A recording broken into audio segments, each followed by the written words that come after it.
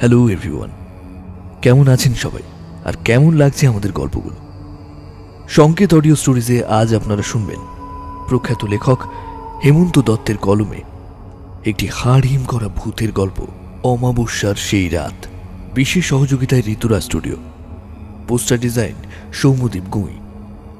আজকে গল্প পাঠে এবং গল্পের সূত্রধার আমি অরূপ। আমাদের গল্পগুলো আপনাদের ভালো লেগে থাকলে অবশ্যই লাইক, কমেন্ট, শেয়ার এবং সাবস্ক্রাইব করতে ভুলবেন না সংকেত অডিও স্টোরিজ। শুরু করছি আমাদের আজকের গল্প, প্রখ্যাত লেখক হেমন্ত দত্তের কলমে অমাবস্যার সেই রাত।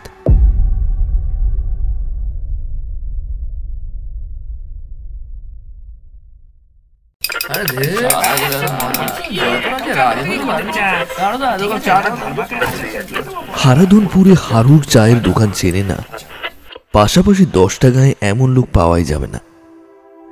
চাচার চায়ের দোকান বিখ্যাত হওয়ার জন্য যেমন খাঁটি গরুর দুধের অবদান আছে, তেমনি আছে খাঁটি গ্রাম বাংলার ভূতের গল্পের অবদান। যাই হোক, সে কথায় পরে আসি। আগে হারাধনপুর আর তার মানুষজন সম্পর্কে দু চার কথা সেরে নি। গায়ের নাম হারাধন হলেও মানুষজনের হাতে টাকা পয়সার অভাব ছিল না। দুফসলা জমিতে মা লক্ষ্মী হেঁটে বেড়াত। গোলা ভরা ধান, পুকুর ভর্তি মাছ, গোয়াল ভরা গরু মোষ। গায়ের মেঠো রাস্তা দিয়ে সার দিয়ে হেঁটে যায় পোষা ছাগলের দল। পুকুরে মাছের সাথে খেলা করে পাতিহাঁসের দলেরা। গায়ের মানুষজন একে অপরকে বেঁধে রেখেছে ভালোবাসা দিয়ে। দিন মানে কাজের শেষে গায়ের জ্যেষ্ঠ থেকে যুবক সবাই প্রায় জড়ো হতো ওই হারুন চাচার চায়ের দোকানে। সে দলে থাকতাম আমিও। চলতো জমজমাটি আড্ডা, সাথে হারুন চাচার হাতের গরম গরম তেলে ভাজা আর চা। এক কথায় হারুন চাচার চায়ের দোকানটাই আমাদের এক প্রকার ক্লাব ঘর। গরম চায়ে চুমুক দিতে দিতে চলে রাজনৈতিক তর্ক বিতর্ক। তবে এ কথা সত্যি, সন্ধ্যের চায়ের আসরে গরম তেলে ভাজা আর চায়ের সাথে যে খাঁটি গ্রাম বাংলার ভূতের গল্পগুলো চলে, সেগুলো যেন চুম্বকের মতো টানে গায়ের মানুষজনকে। আজ সন্ধে একটু পড়তেই আমি বের হলাম হারুন চাচার চায়ের দোকানে যাওয়ার জন্য। এবারে শীতটা বেশ জাঁকিয়ে পড়েছে, গুড় গুড় করে একটা কাঁপুনি হচ্ছে থেকে থেকেই। তবে আমি সেসবে গ্রাহ্য না করে এগিয়ে চললাম হারুন চাচার চায়ের দোকানটার দিকে। দোকানটা গায়ের পশ্চিমে যে রাস্তা সবজি বাজারের দিকে চলে গেছে, সেই জোড়া মাথার মোড়ে একটা বট গাছের নিচে ছোট চালাঘর, সামনে বেশ কয়েকটা বেঞ্চ পাতা। গিয়ে দেখলাম ইতিমধ্যেই রতন, বিশু, নিধু জ্যাঠা সকলেই এসে গেছে। কিন্তু কেমন একটা খটকা লাগলো আমার। আজ চায়ের আসর একদম থমথমে কেন? এমন তো থাকার কথা নয়। থাকতে না পেরে হারুন চাচাকে গলা উঁচিয়ে জিজ্ঞেস করলাম, কি হলো গো চাচা, সবাই এমন থম মেরে আছে কেন? হারুন চাচা চায়ে চিনি গুলতে গুলতে বলল, রতন আর বিষের মধ্যেই একশট হয়ে গেল সিন জাপান নিয়ে। আমি রতন আর বিশুকে এক পলক দেখলাম, মুখ যেন গনগনে আগুন। নিধু জ্যাঠাও থম মেরে বসে আছে। রতনটা চিরকালই তর্কবাগিস, আর বিশু একটা গোয়ার গোবিন্দ। তাই দুজনের মধ্যে মাঝে মাঝেই লেগে যায় এমন তর্ক বিতর্ক। এইরকম অবস্থায় বদ্যি ঘোড়োই ভরসা, সেই থামায় এদের। কিন্তু আমি দেখলাম বদ্যি ঘোড়ো এখনো আসেনি, আসবে নিশ্চয়ই। আমি বেঞ্চে বসলাম। হারুন চাচা চা আর তেলে ভাজা এনে রতন বিশুদের দিতে দিতে বলল, নে তেলি ভাজা আর গরম গরম চা খা, দেখি দেখবি মাথা ঠান্ডা হয়ে যাবে। নিধু জ্যাঠা চায়ের গ্লাসটা নিয়ে আওয়াজ করে একটা চুমুক দিল। তারপর মৃদু গম্ভীর স্বরে বলল, শোন রতন, শোন বিশু, ওই চীন জাপানকে কি করলো সেসব নিয়ে মিছে তর্কাতর্কি করিস নে। আমরা গাঁয়ের ছাপোষা মানুষ, ওসব নিয়ে মাথা খারাপ করে লাভ কি আমাদের? আমি কিছু একটা বলতে যাচ্ছিলাম, তখনই মুখে হু হু করে আওয়াজ তুলে এসে হাজির হলো বুদ্ধি খুঁড়ো। বেঞ্চে বসে গলা উঁচিয়ে ডাক দিল, কইরে হারুন, এক গ্লাস বড় করে চা দে তো, শীতটা আজ বড্ড পড়েছে। একটু পরেই হারুন চাচার ধোঁয়া ওঠা এক গ্লাস চা এনে দিতেই বদ্যি খুঁড়ো শুরুত করে একটা চুমুক দিয়ে বলল, জানো নিদুদা, এরকমই এক শীতের সন্ধ্যায় একখানা ঘটনা ঘটেছিল আমার সাথে। কোনো রকমে সেদিন প্রাণ নিয়ে বাড়ি ফিরেছিলাম, না হলে কি যে হতো। নিধু জ্যাঠা কিছু বলার আগেই আমি উৎসুক হয়ে জিজ্ঞেস করলাম, কেন গো খুড়ো, কোনো ডাকাতের পাল্লায় পড়েছিলে নাকি? বদ্যি খুড়ো আরও একটা চুমুক দিল আওয়াজ করে, তারপর কঠিন মুখ করে বলল, না রে, ডাকাত নয়, ভূত, এক ভয়ঙ্কর ভূতের পাল্লায় পড়েছিলাম। ভূতের কথা শুনে নড়ে চড়ে বসল রতন আর বিশু। আমারও যেন বুকের ভেতরটা গুড়গুড়ানি ধাক্কা দিচ্ছে। বদ্যি খুড়ো সুরুত সুরুত করে বার কয়েক চায়ের চুমুক দিল, তারপর বলতে শুরু করলো, তখন সবে ডাক্তারি প্র্যাকটিসে একটু একটু করে নাম হতে শুরু করেছে। এমন সময় একটা কল এলো, চাঁদি খোলায় একজনের হাঁটুতে নাকি ভীষণ যন্ত্রণা হচ্ছে। অনেক নাম করা ডাক্তার দেখিয়েছে, কিন্তু কাজকাম বিশেষ কিছু হয়নি। আমি হাতুড়ে ডাক্তার, তাই ভাবলাম নামি ডাক্তাররা পারেনি, আমি কি আর পারবো। প্রথমে রাজি হলাম না, কিন্তু যখন শুনলাম রোগী বেশ অর্থবান আর ভালোই ফিস দেবে, তখন রাজি হয়ে গেলাম। যে লোকটা কল দিয়ে এসেছিল তাকে জানালাম যে আমি পরশুদিন যাচ্ছি, কিন্তু সে খুব জোরাজুরি করতে শুরু করলো। আমি পড়লাম মহা ফাঁপড়ে। এদিকে তখনও 5-7টা রোগী বাকি আছে। আমি তাকে বললাম, ঠিক আছে, তুমি আমাকে যাওয়ার রাস্তাটা বলে দাও, আমি এই সন্ধে নাগাদ যাচ্ছি, তবে রাতে থাকবো না, ওসব থাকা খাওয়ার ঝামেলা করো না বাবু। লোকটি একটু মাথা চুলকালো, তারপর ঠিকানাটা বুঝিয়ে দিয়ে চলে গেল। আমার রোগী দেখা শেষ হতে প্রায় বিকেল গড়িয়ে গেল। একটু বিশ্রাম নিয়ে আমি যখন বের হলাম, তখন সন্ধে নামবো করছে। সাইকেলের হ্যান্ডেলে ডাক্তারি ব্যাগটা ঝুলিয়ে মেঠো রাস্তা পেরিয়ে চললাম। কিছুটা পথ যাওয়ার পরে ঝুপ করে সন্ধে নেমে এলো। এখন যেমন রাস্তাঘাটে তবু 2-4টে আলো দেখা যায়, তখন কিন্তু তেমন ছিল না। তাই সন্ধে নামতে চারিদিকে ঢেকে গেল গাঢ় অন্ধকারে। আমি সাইকেলের ডায়নামোটা জ্বালিয়ে দ্রুত প্যাডেল করে চলেছি, কিন্তু বেশ কয়েকটা সময় সাইকেল চালিয়েও আমার চাঁদ খোলা পৌঁছানো হলো না। হিসেব অনুযায়ী তো এতক্ষণে আমার পৌঁছে যাওয়ার কথা। আমার কেমন যেন মনে হলো আমি বারবার পথ ভুল করছি আর বারবার একই জায়গায় এসে হাজির হচ্ছি। এই ঘুরপাকটা যেন ভয় পাইয়ে দিল আমাকে। সাইকেল থেকে নামলাম, নিজেকে থিতু করতে চাইলাম একটু, আর তখনই কানে এলো ঘরে একটা গলার আওয়াজ, 1 কাপ চা খাবেন নাকি বাবু? আমি ভীষণ চমকে উঠলাম। এরকম নির্জন রাস্তায় কে চা খাওয়ার কথা শোনাচ্ছে? তাকিয়ে দেখলাম বেশ কিছুটা দূরে আলো ছায়ায় দাঁড়িয়ে এক ছায়া মূর্তি। আমার মেরুদণ্ড দিয়ে যেন বরফের শীতল জলের স্রোত বয়ে গেল। মূর্তিটা ধীর পায়ে এগিয়ে এলো আমার দিকে। আমি ডায়নামোর আলোয় তাকে দেখলাম। ঝুঁকে পড়া একটা চেহারা, চোখ দুটো ঘোলাটে। সে গায়ে মোটা একটা চাদর বা ওই জাতীয় কিছু জড়িয়ে আছে। আমায় চুপ করে দাঁড়িয়ে থাকতে দেখে সে আবারও একই রকম গলায় বলল, কি হলো বাবু, খাবেন নাকি 1 কাপ চা? আমি বেশ থতমত খেয়ে গেলাম। কিছুটা আমতা করে বললাম, হ্যাঁ, এরকম শীতে চা হলে মন্দ হয় না, কিন্তু এখানে চা মানে এই খোলা জায়গায় চা কোথায়? আমার কথাটা শেষ করতে দিল না সে। তার আগেই সে বলল, ওই যে ওইখানে আমার চায়ের দোকান, আসেন। লোকটা আমার প্রত্যুত্তরের অপেক্ষা না করে এগিয়ে গেল। আমি আবারও একটু থিতু করলাম নিজেকে। মনে মনে ভাবলাম, ভালোই হয়েছে, চা খেতে খেতে লোকটার কাছে চাঁদি খোলার পথটাও ঠিকঠাক জেনে নেওয়া যাবে। সাইকেলটা নিয়ে এগিয়ে যেতে গিয়েও একটু থমকে গেলাম। মনের ভেতর কেউ যেন বলে উঠল, চায়ের দোকানটা এখানেই ছিল তো, এতক্ষণ তো চোখে পড়েনি। কে জানে রাস্তার ঘুরপাকে মাথা ঠিক কাজ করছিল না, তাই হয়তো খেয়াল করিনি। আমি সাইকেলটা নিয়ে এগিয়ে গেলাম। কয়েক পা যেতেই দেখতে পেলাম দোকানটাকে। একটা তেঁতুল গাছ, তার পাশে ছোট্ট চালাঘর, সামনে একটা বেঞ্চি পাতা। আমি তেঁতুল গাছে সাইকেলটা ঠেস দিয়ে বেঞ্চটায় বসলাম। দোকানে খদ্দের বলতে আমি। কে জানে শীতের সন্ধে বলেই হয়তো লোকজন বিশেষ একটা নেই, ফাঁকা জায়গা বলেই নাকি জানি না, আমার বেশ শীত শীত করতে লাগলো। কেমন যেন কাঁপুনি লাগছে শরীরে, ঠোঁট দুটো কাঁপুনিতে তীর তীর করে উঠছে। বাতাসে কেমন যেন হিসিসে একটা শব্দ, কেউ যেন ফিস ফিস করে কিছু বলছে। তেঁতুল গাছে কোনো একটা রাত চড়া পাখি বসেছিল।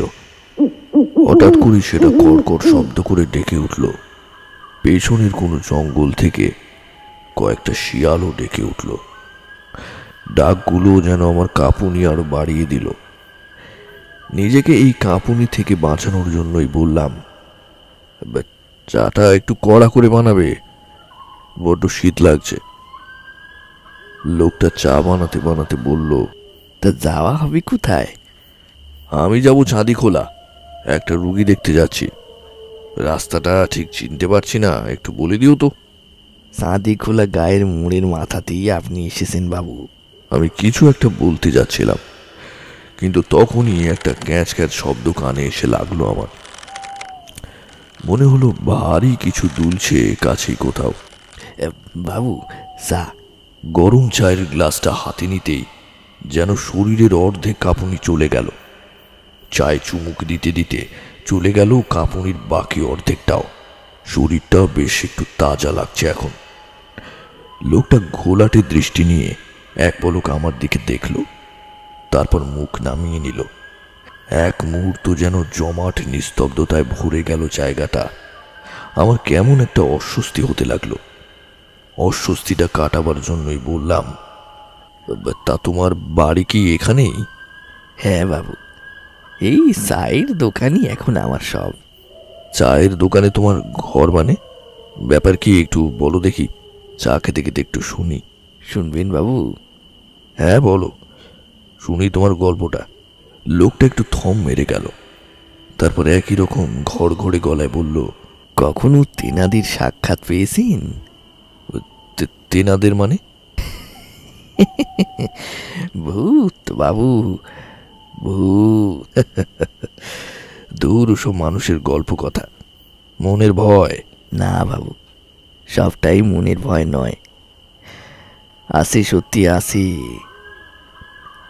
তখন আমার বয়স কত হবে? এই 20-22। ছোটবেলা থেকেই মাছ ধরার বড় নেশা ছিল। যেখানেই মাছের খবর পেতাম ছুটে যেতাম। একদিন বর্ষার এক রাতে ঘটল এক ঘটনা। লোকটা একটু থামলো, এবারও অন্ধকারের দিকে তাকালো, তারপর বলতে শুরু করলো আবারও। সেদিন ঘরে আমি একাই ছিলাম।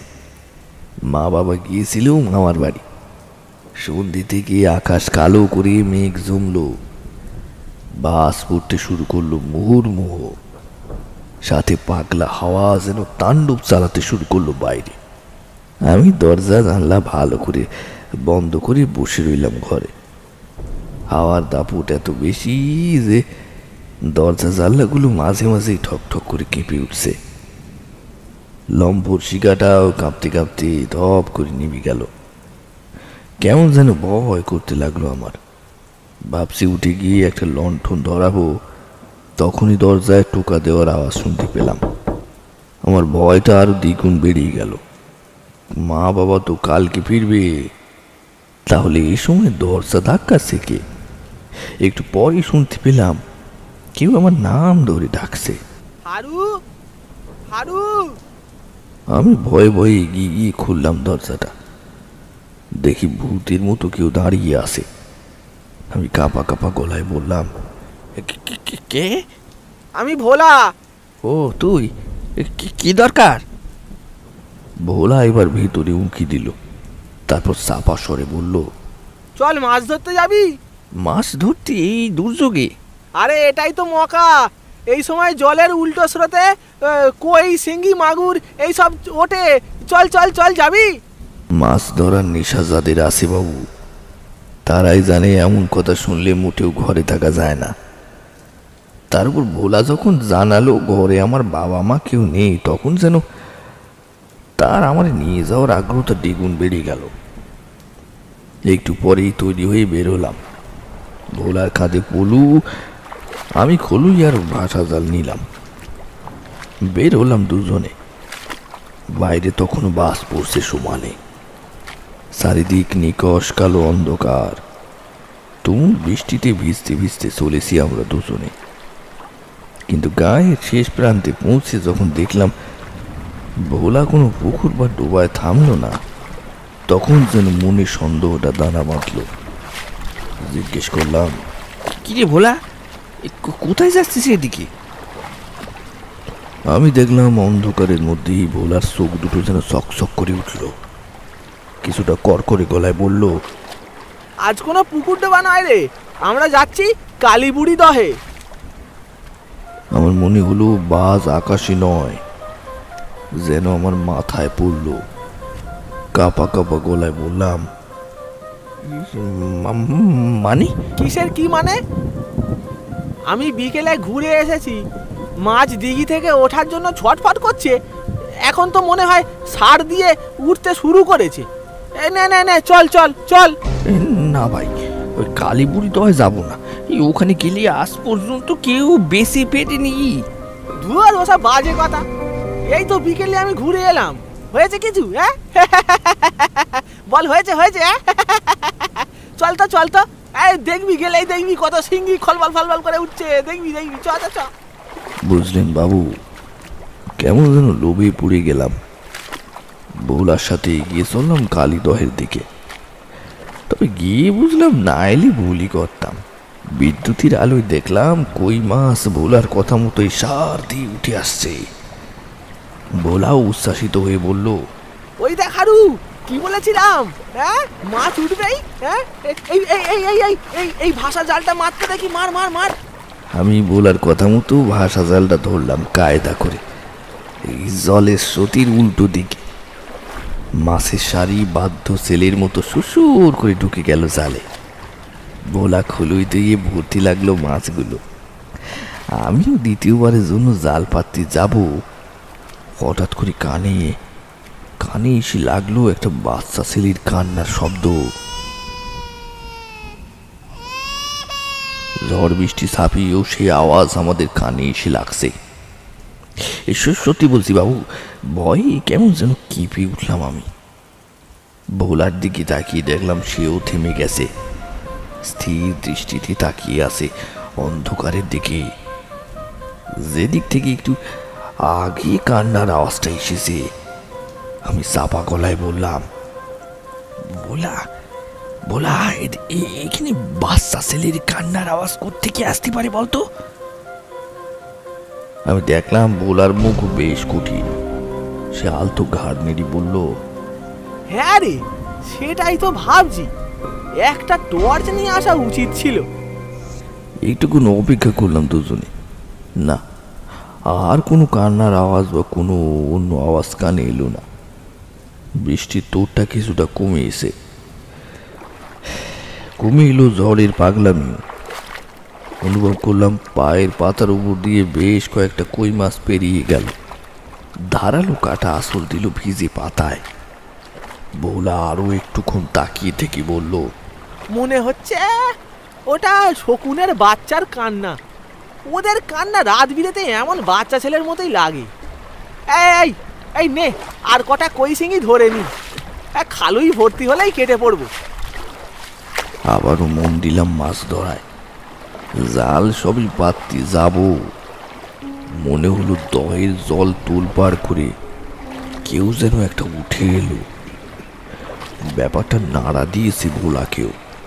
সেও থেমে গেছে, আবার বড় বড় চোখ করে তাকিয়ে আছে আমার দিকে। আমার বুকের হৃৎপিণ্ডটা যেন লাফাতে শুরু করেছে কাটা মাছের মতো। ভোলাকেও কিছু একটা বলতে যাচ্ছিলাম, তখনই বাচ্চা ছেলের কান্নার আওয়াজটা আবার কানে এলো। তবে এবারে কান্নাটা আসছে দহের দিক থেকে, আর আরো জোরে। অন্ধকারে চোখ শুয়ে গেলেও ঠিক ঠাউর করতে পারলাম না যে কেউ সেখানে আসে কি না। চল তো হারু, এগিয়ে গিয়ে দেখি কেউ আছে কি না। আমার তখন এগিয়ে যাওয়ার শক্তি আর সাহস কোনোটাই ছিল না, তাই মাথা নেড়ে বললাম, না ভাই, আমার এগোবার সাহস নেই। আমি বলি কি, আর মাছ ধরি কাজ নেই ভাই, তার সে বরং চল চল চল ফিরে যাই। আমার এবার সত্যি ভয় করছে রে। কেন মিছে ভয় পাচ্ছিস বলতো? এমনও তো হতে পারে এই গাঁয়ের কোনো মেয়ে ছেলে তার কোলে শিশুকে নিয়ে ফিরছিল আর এরকম জল ঝড়ে আটকা পড়েছে। আমি মাথা নাড়লাম, হ্যাঁ তা অবশ্য হতে পারে। বেশ, চল তবে এগিয়ে দেখি। দুজনে এগিয়ে গেলাম দহের দিকে, ওলা আগে আগে আর আমি তার পেছনে। কিন্তু দহের ধারে এগিয়েও তেমন কাউকে দেখতে পেলাম না। চলেই আসছিলাম তখনই ভয়ঙ্কর আওয়াজে করে বাস পড়লো, আর সেই বাসের আলোয় দেখলাম বেশ কিছুটা দূরে দাঁড়িয়ে আছে একটা মহিলা, পরনে লাল শাড়ি, কোলে একটা শিশু, কাঁথা মুড়ি দেওয়া। ভোলা আরো একটু এগিয়ে গেল, জিজ্ঞেস করলো, এই কে রে তুই? দেখলাম মেয়েটিও ভিজছে প্রবল বৃষ্টিতে। সে বেশ নরম স্বরে বলল, আমি মালতী গো ভোলাদা, আমায় চিনতে পারছো না? ও মালতী তুই? কিন্তু তুই কোথায় ছিলি দুদিন? তোর শ্বশুর বাড়ির লোকজন তোর বাড়িতে খুঁজতে এসেছিল, তারা তো বলছিল তুই নাকি ওখানে যাসনি। হ্যাঁ গো, যাবো বলেই তো বেরিয়েছিলাম ছেলেটাকে নিয়ে, কিন্তু যাওয়া তো আর হলো না। মানে আসলে আমি একবার শুনছিলাম মালতীর শ্বশুর বাড়ির লোকজন বিশেষ সুবিধের নয়, ওকে নাকি অত্যাচার করে, তাই হয়তো ভয় পেয়ে যায়নি। বৌলাকে বলতে লজ্জা পাচ্ছে ব্যাপারটা।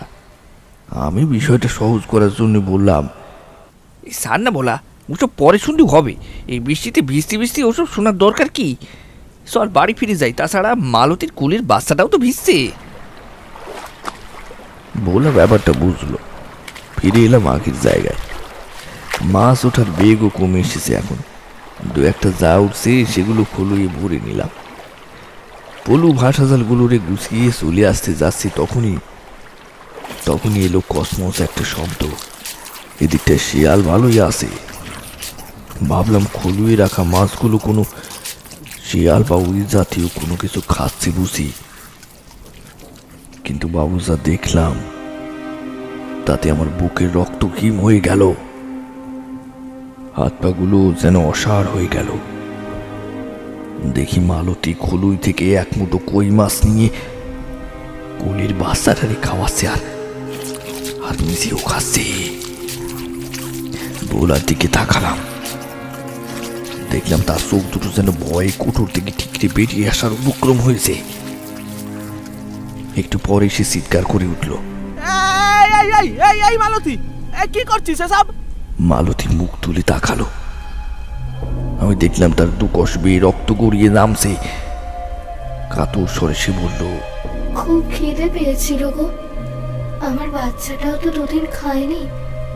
শুনছিলে না কেমন ভাবে কাঁদছিল?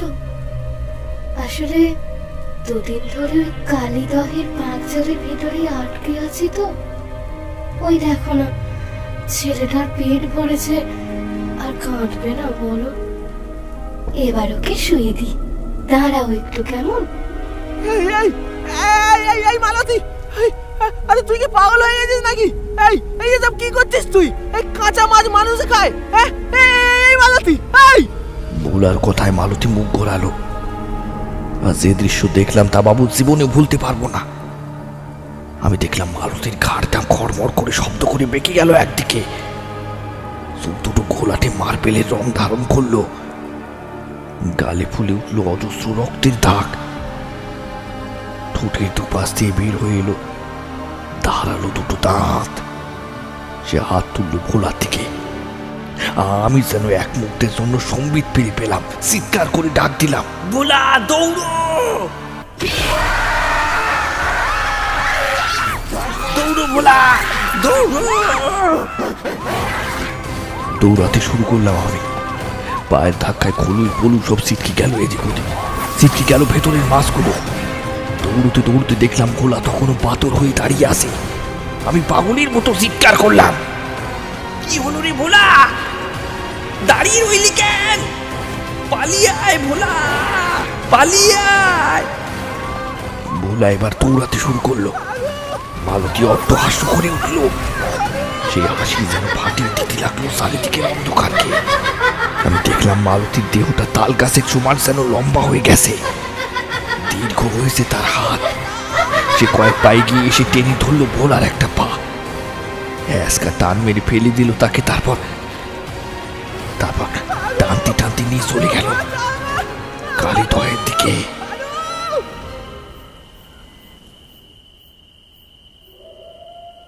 লোকটা থামল। একটা ঘন জমাট নিস্তব্ধতায় ভরে গেল চারপাশ। লোকটা কেমন যেন গুম খেয়ে গেল। আমি কি বলবো বুঝতে পারলাম না। চারিদিকে নিশ্ছিদ্র নীরবতা, শুধু ঝিঝি পোকার ডাক আসছে বাতাসে ভেসে। দু একটা শেয়ালও ডেকে উঠল আবারও। লোকটা মৃদু গম্ভীর স্বরে বলল, বাবু, আপনি হয়তো কিছু ভুলে যাচ্ছেন। লোকটার কথায় যেন চমক ভাঙল আমার। কোনো এক কালীদহ ছোট্ট শিশুর কান্না, মালতীরূপী পিশাচ আর ভোলা যেন ডুবিয়ে দিয়েছিল আমাকে। চায়ের গ্লাসটা তখন আমার হাতে ধরা। তাড়াতাড়ি শেষ চুমুকটা দিয়ে উঠে দাঁড়ালাম। কিছুটা লজ্জিত হয়ে বললাম, দেখছো, গল্প শুনতে শুনতে ভুলেই গেছি যে আমি রোগী দেখতে এসেছি। ঠিক আছে গো, আসি। বদ্যি ঘুরু থামল। আমরা সবাই চুপ। বিশু মাথা চুলকে বলল, খুড়ো সবই ঠিক আছে, কিন্তু তুমি যে বললে তুমি নিজে ভূতের পাল্লায় পড়েছিলে, কিন্তু রতন লাফিয়ে উঠল। আবারও তর্ক মারাচ্ছিস বিশে? কেন, ভুল কি বললাম বল? ভূত বা পিশাচিনি যাই বলিস, সেই খপ্পরে পড়েছিল ওই চায়ের দোকানদার, বদ্যি খুড়ো তো নয়। রতন আরো কিছু বলতে যাচ্ছিল। বদ্যি ঘুরু ঠান্ডা হয়ে আসা চাটায় শুরুত করে একটা চুমুক দিয়ে গম্ভীর গলায় বলল, আমার গল্পটা এখনো শেষ হয়নি। শেষ হয়নি? তার মানে আরো কিছু ঘটেছিল নাকি খুড়া? বদ্যি ঘুরু খালি হয়ে যাওয়া চায়ের গ্লাসটা নামিয়ে রেখে আলতু মাথা নেড়ে বলল, মনে আছে তোদের বললাম আমি যখন চা খাওয়ার জন্য ওই দোকানের বেঞ্চিতে বসি, তখন ক্যাঁচ ক্যাঁচ করে একটা আওয়াজ পেয়েছিলাম? হ্যাঁ হ্যাঁ হ্যাঁ, মনে আছে খুড়ো, কিন্তু বদ্যি ঘুরু হাত তুলে থামিয়ে দিল বিশুকে। একই রকম গম্ভীর স্বরে বলল, আমি দেরি হয়ে গেছে বলে তড়িঘড়ি সাইকেলটা নিয়ে চাঁদখালির দিকে রওনা দিলাম। পথ কোথায় তো কথা বলতে বলতে জেনেই নিয়েছিলাম, কিন্তু কিছু দূর আসতেই কানে ভেসে এলো একটা কথা, বাবু, কিছু ভুলে যাচ্ছেন না তো?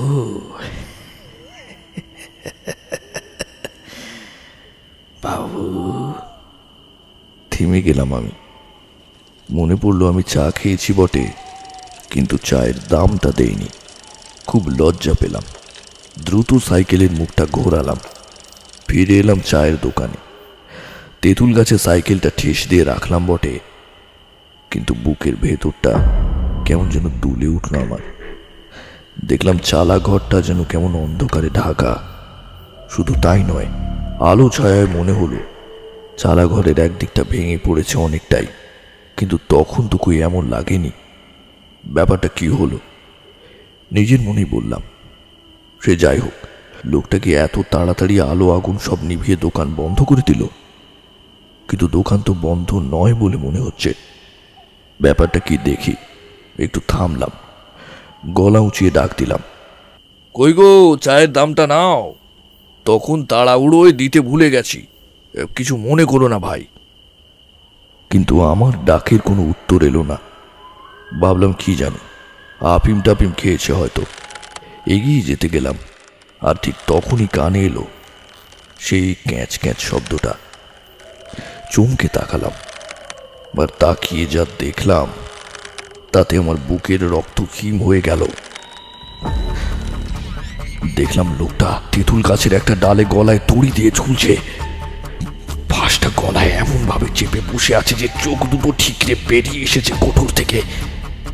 জিভটাও ঝুলে আছে হামুখে। আমার যেন মনে হলো ঠিকরে বের হয়ে আসা চোখের মনি দুটো একবার পাক খেল লাট্টুর মতো। বের হয়ে আসা টকটকে লাল জিভটাও যেন নড়ল। আমি ভয়ে সাইকেলটা ফেলে দৌড় দিলাম। জানি না মনের ভুল কিনা, তবে তবে দৌড়াতে দৌড়াতে মনে হলো কেউ যেন লম্বা লম্বা পা ফেলে আমার দিকে আসছে আর বলছে, কি বাবু, কিছু ভুলে যাচ্ছেন না তো?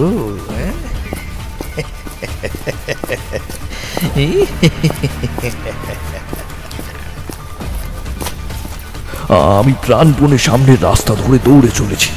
ভীষণ একটা ভয় তাড়া করছে আমায়, বুক হাঁপুড়ের মতো ওঠানামা করছে, আর দৌড়াতে পারছি না, দম ফুরিয়ে আসছে। পেছনে পেছনে তখনও সেই অট্টহাসির সাথে সেই কথাটা কানে ভেসে আসছে। আরও একটু পরে একটা আলোর রেখা চোখে পড়ল। একটা লোক হ্যারিকেন নিয়ে এই পথে এগিয়ে আসছে। লোকটার কাছে গিয়ে আমি আর চেতনা ধরে রাখতে পারলাম না, জ্ঞান হারিয়ে ফেললাম। অস্ফুটে শুধু মুখ দিয়ে বের হয়ে এলো, চা চা দাম। কেমন লাগছে আজকের গল্প? এমনই সুন্দর সুন্দর গল্পের নোটিফিকেশন পাওয়ার জন্য এখনই সাবস্ক্রাইব করুন সংকেত অডিও স্টোরিজ। চলুন তাহলে শোনা যাক গল্পের পরবর্তী অংশ। চেতনা যখন ফিরল তখন রাত হয়ে গেছে অনেকটাই। চোখ খুলে দেখলাম এক মাঝবয়সী লোক আমার মুখের দিকে তাকিয়ে উদ্বিগ্ন হয়ে বসে আছে। লোকটিকে চিনতে পারলাম, এই সেই লোক যে আমাকে চাঁদি খোলায় রোগী দেখার কল দিয়েছিল। আমাকে চোখ মেলে তাকাতে দেখে মৃদু হেসে তিনি বললেন, যাক বাবা, চিন্তামুক্ত হলাম, যা ভয় পাইয়ে দিয়েছিলেন।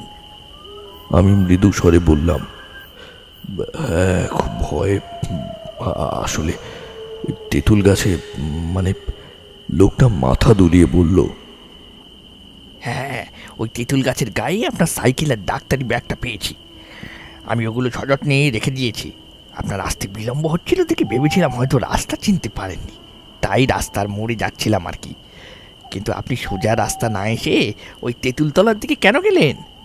আসলে রাস্তাটা যেন ঠিক বোধগম্য হচ্ছিল না আমার।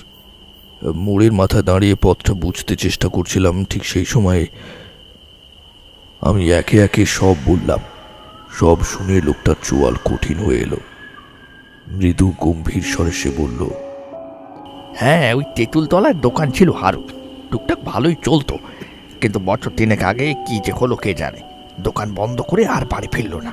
খোঁজ খোঁজ করে দেখা গেল তেঁতুল গাছের ডালে গলায় ধরে দিয়ে ঝুলছে ব্যাটা। কেউ কেউ বলে সেদিন সন্ধ্যায় নাকি গায়ে পাক কাদা মেখে একটা 22-24 বছরের ছেলে হারুর দোকানে এসেছিল।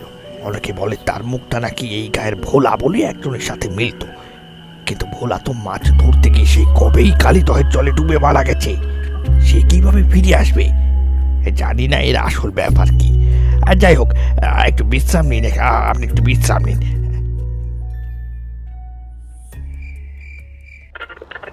বদ্যিখুড়ো থামলো আবার। সকলেই যেন ডুবে গিয়েছিল এই গল্পে। নিধু জ্যাঠা এতক্ষণ চুপ করে বসেছিল। সে রতন আর বিশুকে হাত তুলে থামিয়ে দিয়ে বলল, বদ্যির গল্প শুনে আমার নিজের জীবনের এক ভয়ঙ্কর রাতের কথা মনে পড়ে গেল। প্রাণ নিয়ে যে বাড়ি ফিরতে পেরেছিলুম সেটাই অনেক। রতন কিছুটা সরে এগিয়ে গিয়ে বসলো নিধু জ্যাঠার পাশে। কি ঘটেছিল গো জ্যাঠা, বলো তো শুনি। নিধু জ্যাঠা আলতু মাথা নেড়ে বলল, হ্যাঁ সে তো বলবো, কিন্তু শীত যা নামছে, এক কাপ করে গরম চা না হলে চলছে না। কিরে হারুন, উনুনে আঁচ আছে না কিরে? আর আসিকু দাদা, জল ছড়িয়ে দিচ্ছি। একটু পরেই চায়ে চিনি গোলার শব্দ এলো। বুঝলাম চা আসছে, আর সাথে এটাও বুঝলাম চা যতক্ষণ না আসছে নিধু জ্যাঠা মুখ খুলবেন না। আমরা গল্প শোনার জন্য উসখুস করছি। হারুন চাচা 2 গ্লাস চা নিয়ে এসে বদ্যিখুড়োকে একটা আর নিধু জ্যাঠাকে একটা গ্লাস দিল।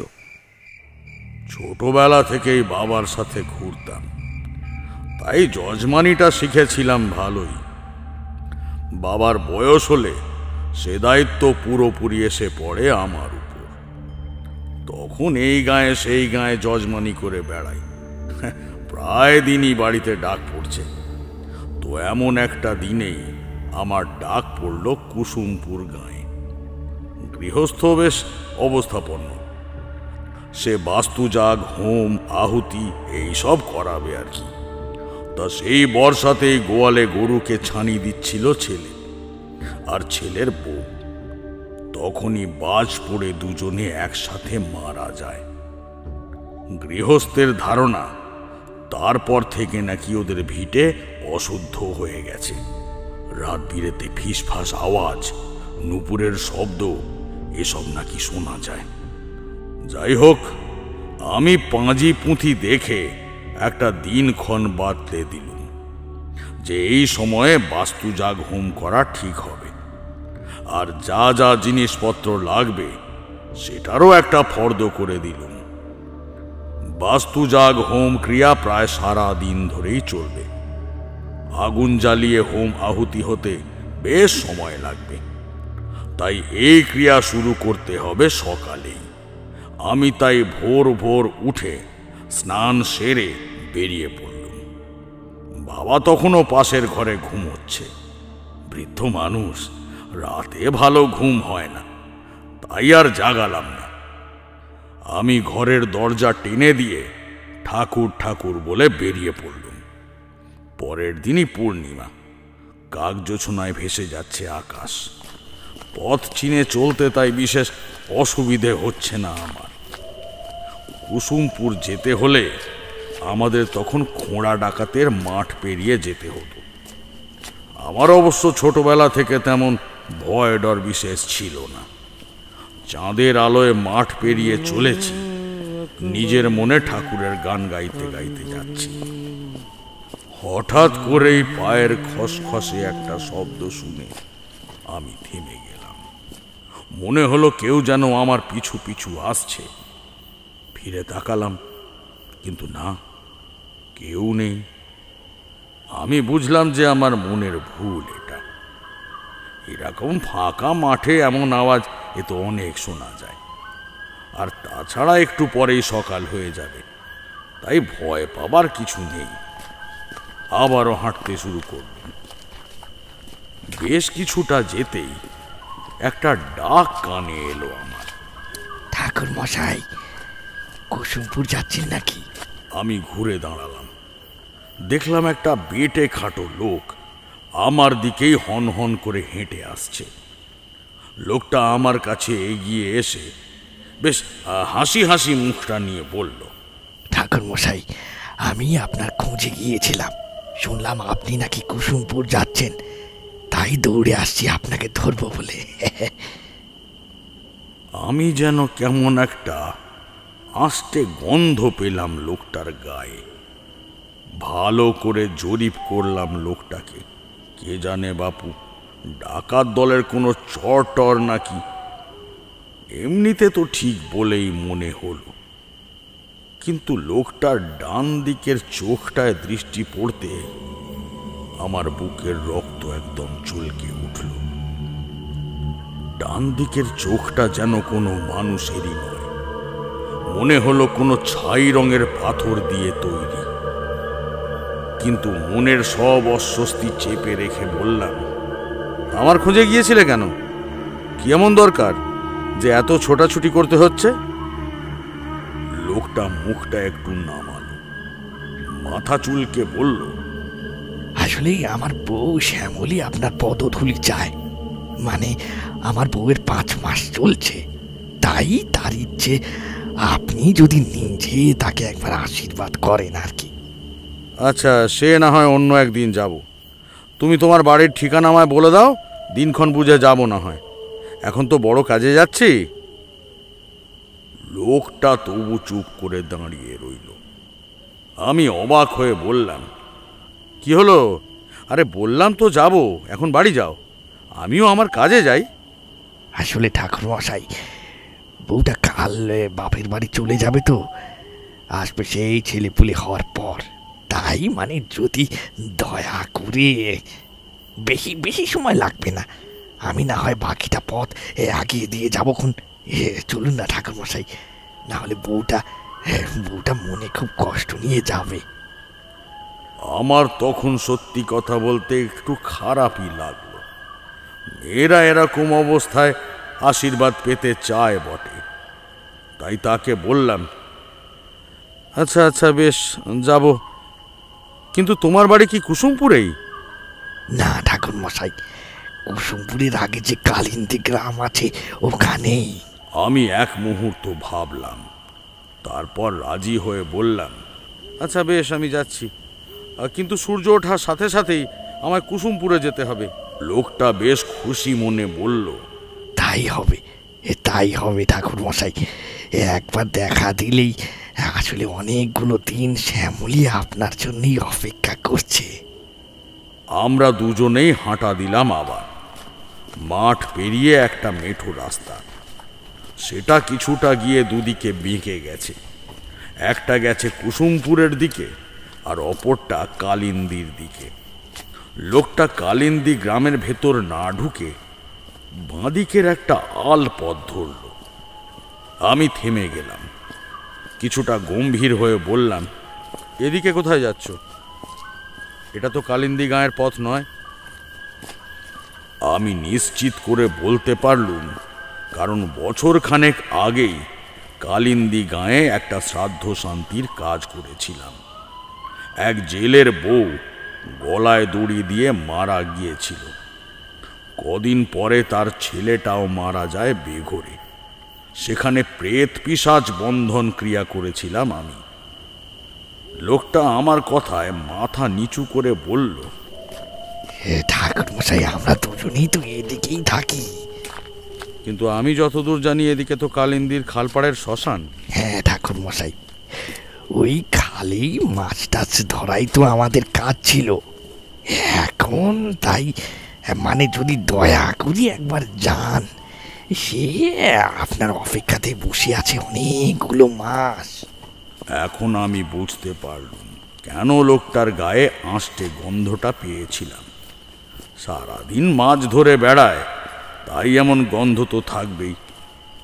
মানুষ দুটো আমার জন্যে এমন আকুল হয়ে আছে যখন, তখন আর না করতে পারলাম না। কে জানে, হয়তো খালের ধারে কোথাও ছোট চালা ঘর বেঁধে বাস করে।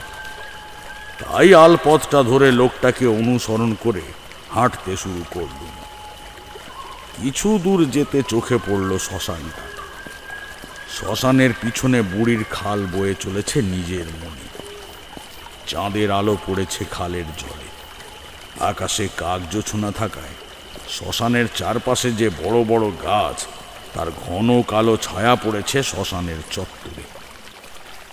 কিন্তু এই শ্মশানের ধারে কারো বাড়ি থাকতে পারে, এটা যেন আমার মন কিছুতেই মানতে চাইছে না। প্রশ্নটা মনে আসতেই আর থাকতে না পেরে লোকটাকে জিজ্ঞেস করেই ফেললাম, এখানে তোমার বাড়ি? লোকটা ঘাড় ঘুরিয়ে তাকালো আমার দিকে। ছাই পাথরের মতো চোখটা নড়ে উঠল একটু। কেমন একটা গা শিরশিরে হাসি ছড়িয়ে পড়ল লোকটার ঠোঁটে। ওই তো ঠাকুর মশাই, সামনের ওই ঝাঁকড়া শ্যাওলা গাছটার কাছে চলুন, সে তো আপনার অপেক্ষাতেই আছে। আমি পাটা বাড়াতে গিয়েও থমকে দাঁড়িয়ে গেলাম। লোকটার কোনো ছায়া পড়ছে না মাটিতে। কাকজোছনায় যখন সবকিছুর কালো ঘন ছায়া পড়ছে, তখন এই লোকটার কোনো ছায়া নেই কেন মাটিতে? এই প্রথম কেমন একটা ভয় ভয় লাগলো আমার। লোকটা ডাক দিল, কি হলো ঠাকুর মশাই, থেমে গেলেন কেন? আসুন, কত মাস এই দিনটার জন্যই আমরা অপেক্ষা করছি, আসুন। আমি আবার পা বাড়ালাম। গুরুমন্ত্র জপের জন্য পৈতেটা খুঁজতে লাগলুম, কিন্তু পেলাম না। মনে পড়ল পৈতেটা গঙ্গা জলের পাত্রে ডুবিয়ে রেখেছিলাম। তাড়াহুড়োতে বা বেখেয়ালে পড়তেই ভুলে গেছি। ছোটবেলা থেকেই বাবাকে দেখতাম, যে কোনো যাগযজ্ঞের ব্যাপার থাকলে আগের রাতে পৈতেটা শুদ্ধিকরণ করত গঙ্গা জলে ডুবিয়ে রেখে। আমিও সেটাই করতাম, এতে মনে একটা জোরও আসতো। কিন্তু জানি না, হয়তো এটাই আমার নিয়তি ছিল। না হলে এতগুলো বছর এত যাগযজ্ঞ করেছি, কোনোদিন পৈতেটা পড়তে ভুল হয়নি। যখন বুঝলাম পৈতেটা নেই তখন যেন ভয়টা আরো বেড়ে গেল। লোকটার ডাকে ধীর পায়ে এগিয়ে চলেছি বটে, কিন্তু বুঝলাম বুকের ভিতরটা গুড়গুড় করে কাঁপছে আমার। পাগুলো যেন যেতে চাইছে না, মন যেন বাধা দিচ্ছে বারবার। বুকের ভিতর কেউ যেন বলছে, আর এগোস না, এগুলেই বিপদ। কিন্তু এগিয়ে যেতে আমাকে হলোই। আরো একটু এগোতেই চোখে পড়ল শেওড়া গাছটা। মনে হলো নিচের ডালটায় কিছু একটা ঝুলছে। কাছে যেতে ঝুপ করে কেউ নামলো গাছের ডাল থেকে। খ্যান খ্যানে মেয়েলি গলায় বলল, চিনতে পারছেন? আমি আলো ছায়ায় যা দেখলাম তাতে গোটা শরীর জুড়ে যেন বরফ ছুটে গেল। কেঁপে উঠল আমার শরীরটা। লম্বা লিকলিকে পা, খ্যাঁকড়া কাঠির মতো চেহারা, লিকলিকে দুটো হাত। আমি ঘাড় ঘুরিয়ে লোকটাকে খুঁজলাম। দেখলাম লোকটা আর বেঁটে খাটো নাই, দীর্ঘ হয়েছে তার চেহারাও। লোকটা ধারালো হাসি নিয়ে বলল, ঠাকুরমশাই, ওই যে আমার বউ শ্যামলী, আপনার অপেক্ষাতেই ছিল। শ্যামলী কেমন খ্যাঁক খ্যাঁক করে হেসে উঠল। ঠাকুরমশাই তো আমাকে চিনতেই পারছে না। মাত্র তো 8-9 মাস আগের কথা ঠাকুরমশাই। জগা জেলের বউয়ের কথা ভুলে গেলেন? 5 মাস চলছিল জগার অত্যাচারে। গলায় দড়ি দিয়ে মরল বউটা। 3 রাত্রি পেরোলো না, জগা মাছ ধরতে গেল, তাও সহিবাবু। কিন্তু মাছ ধরে ফেরার পথে 2টো মাছ চাইলাম, দিল না। মটকা গরম হয়ে গেল, দিলুম ঘাড় মটকে।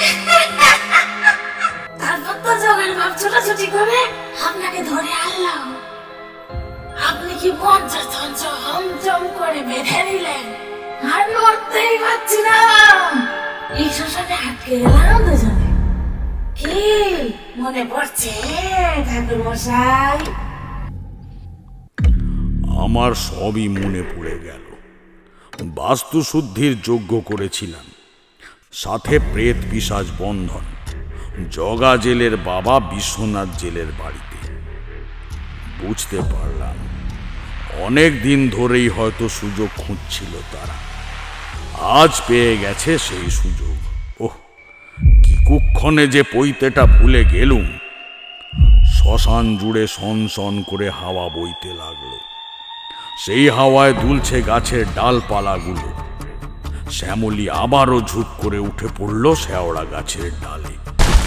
উঠে বসল লোকটাও। ডালটাও ভয়ঙ্কর রকমের ক্যাঁচ ক্যাঁচ শব্দে দুলে উঠল। আমি বুঝলাম আমার পা দুটো থরথর করে কাঁপতে শুরু করেছে। এত বছর যজমানি করছি, কিন্তু এত ভয়ানক বিপদে কখনো পড়িনি। শ্যামলী আবারও খ্যাঁক খ্যাঁকে হাসি নিয়ে বলল, কি হলো বেদনা? দেখো ঠাকুর মশাই যে পাগল হয়ে গেল।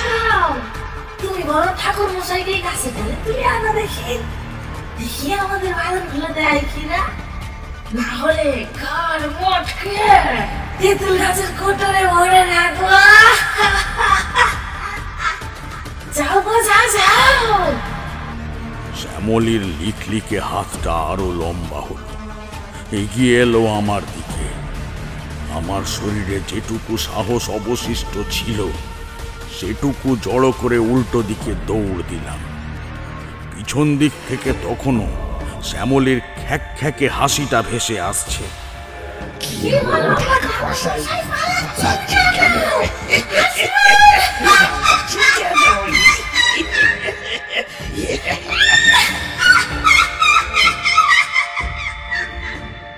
প্রাণের ভয়ে দিক বিদিক ভুলে ছুটে চল। কুসুমপুর না কালিন্দী কোন গ্রামের দিকে ছুটে চলেছি সেসব খেয়াল নেই। একটা গৃহস্থ বাড়ির দরজা চোখে পড়ল আমার। পাগলের মতো ছুটে গিয়ে দরজা চাপড়াতে লাগলো। কে আছো? কে আছো? দরজা খোলো, এক্ষুনি দরজা খোলো। একজন বয়স্ক লোক দরজা খুলল, হাতে তার হ্যারিকেন। সে আমায় চিনতে পারল, অবাক হয়ে বলল, এ কি ঠাকুর মশাই, আপনি এত রাতে? কিছু বিপদ হলো নাকি? আমার কানে এলো পেটাই ঘড়িতে 3টে বাজার ঘন্টা পড়ছে। বুঝলাম কাকজোছনায় সময় বুঝতে ভুল হয়ে গেছে আমার। রাতকে ভোর ভেবেছি। আমার অন্য কিছু বলার অবস্থা তখন আর ছিল না। কানে তখনও বাজছে শ্যামলীর সেই ভয়ানক হাসি আর ডাকটা। আমার স্নায়ু নিয়ন্ত্রণ হারিয়ে ফেলল, আর আমি চেতনা হারিয়ে পড়ে গেলাম গৃহস্থের উঠোনে। নিধু জ্যাঠা থামল। আমরা যেন গল্পের ঘোরে ডুবে গিয়েছিলাম। সত্যি এই গ্রাম বাংলার কতজনের জীবনে কত শত এমন ঘটনা ঘটে, এরকম কত ঘটতেই থাকবে হয়তো। হারুন চাচার উনুনের আগুন নিভে এসেছে। আমাদেরও বাড়ি ফেরার সময় হলো। উঠবো উঠবো করছে সবাই, এমন সময় বিশু বলল, নিধু জেঠার গল্পটা ভয়ঙ্কর, কিন্তু রতন লাফিয়ে উঠল। বিশে তুই ফের শুরু হয়ে গেলি, দেখবি তোর এই কিন্তুর জন্য একদিন। তর্ক শুরু করে দিল বিশুর সাথে। চায়ের আসর শেষ হলো, কিন্তু বিশু রতনের তর্ক বিতর্ক চলতেই থাকলো বাড়ি ফেরার রাস্তায়। কোন গল্পটা বেশি ভয়ঙ্কর সে নিয়ে তা আপনারা শ্রোতা বন্ধুরা এতক্ষণ শুনছিলেন হেমন্ত দত্তের কলমে কোন গল্প অমাবস্যার সেই রাত বেশি ভয়ঙ্কর। গল্পটি কেমন লাগলো অবশ্যই আমাদের জানাতে ভুলবেন না। আর আপনি যদি আমাদের চ্যানেলে আজ নতুন হয়ে থাকেন তাহলে অবশ্যই সাবস্ক্রাইব করতে ভুলবেন না সংকেত অডিও স্টোরিজ, যাতে আমাদের আপলোড করা গল্পের নোটিফিকেশন সবার আগে আপনার কাছে পৌঁছে যায়। এরপর অন্য একদিন অন্য এক সময় আমরা অন্য একটি গল্প এনে হাজির হব। ততক্ষণ পর্যন্ত সকলকে জানাই অসংখ্য অসংখ্য ধন্যবাদ।